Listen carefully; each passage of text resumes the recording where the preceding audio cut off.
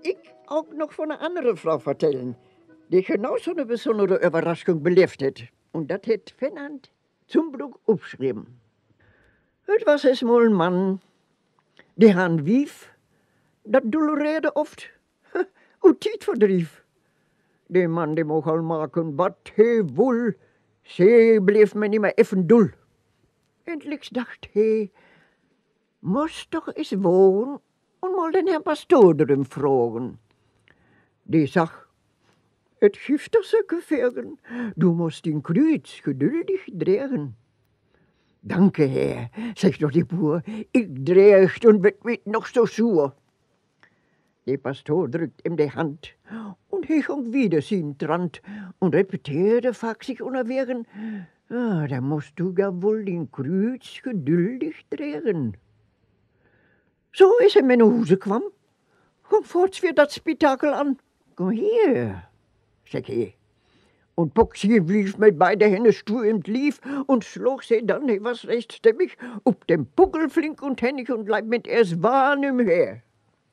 Sie schimpte, schreide immer mehr. Bis endlich, da was dat Schimpen ut.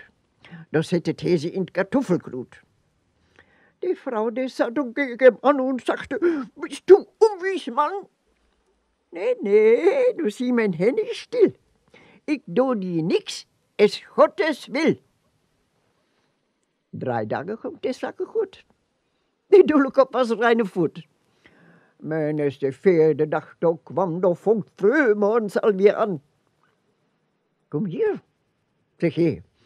Und wir moog het zo. De vrouw, die schreide es dato. Bis dat ze endlich stille was. Doch ging hij weer naar ruhigen pas. Da zette de vrouw weer hen und sagte er, nu aardig men. Und was de vrouw is wohl weer doel? Dan zag hij bloos men, woest u wohl? Dan was de vrouw zo braaf, zo from, dat hij ze een vinger wikkelen kon.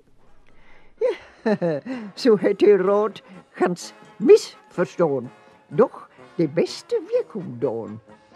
Und de pastoor, de goede Herr, die kregen Schinken für de Leer.